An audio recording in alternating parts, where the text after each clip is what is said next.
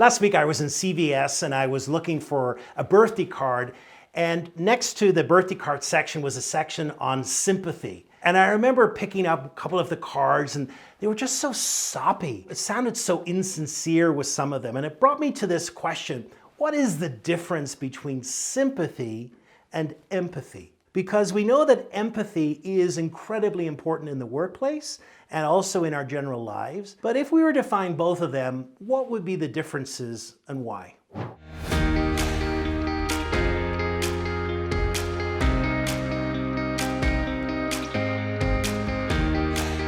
Today I want to explore both of those terms. I want to look into this question: what is empathy and how does it show up? And then what's sympathy and how does it differ? And how might we be able to notice the difference between the two in our daily lives? Let's start with empathy. Empathy is this ability to move into another person's experience, to be cognizant of what they're feeling, and also to, in some ways, experience that feeling as well. It is the proverbial seeing the world through their eyes and walking as well in the feet that they walk in their experience. Now, we can get a clue into what empathy means just by breaking down the etymology of the words themselves. Empathy comes from the Greek and the German.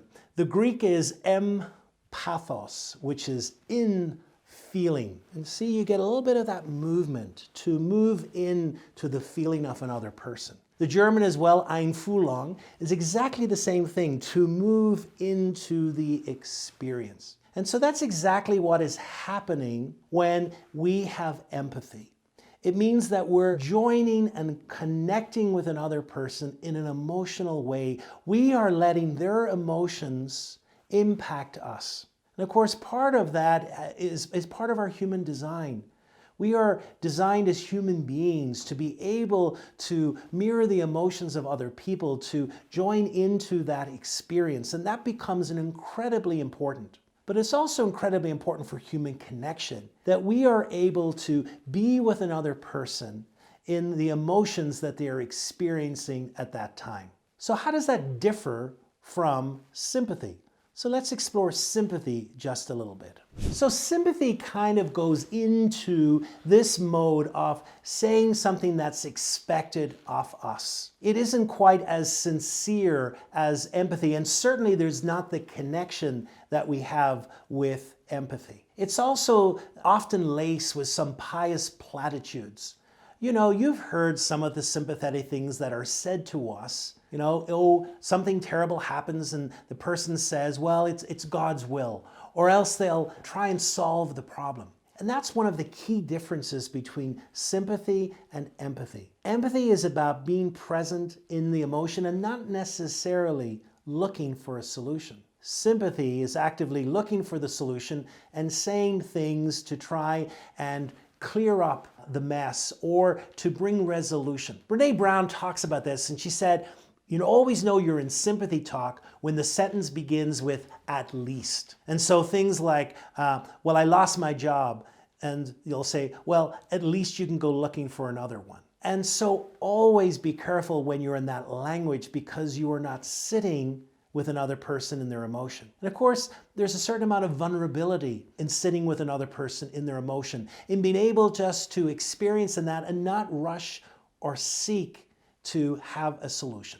I was recently talking to a friend who actually had both of these experiences. They had lost a job, and so they had been speaking to a number of friends. Their first friend, who they spoke to, immediately tried to brainstorm with them and look for another job and to rationalize what had happened. They said, well, at least you have all this experience. At least you can do this. At least you can do that. And really, they didn't take time to sit with them.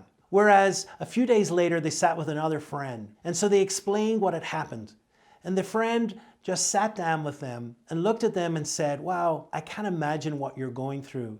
Tell me a little bit more of what you're feeling. There was no rush to solve the problem. There was just taking time to sit with the person, to connect with them, and to be emotionally connected to what the experience was in that moment. That's the perfect example of the difference between empathy and sympathy. Why is empathy important?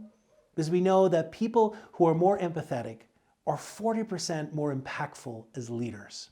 So the next time that someone shares something with you, and the next time you have this temptation to begin with the sentence, at least, hold back and maybe consider in this moment, what's being asked of you is to move inward into the emotional experience, to take some time to sit with your friend and to totally be present with them and experiencing what they're experiencing.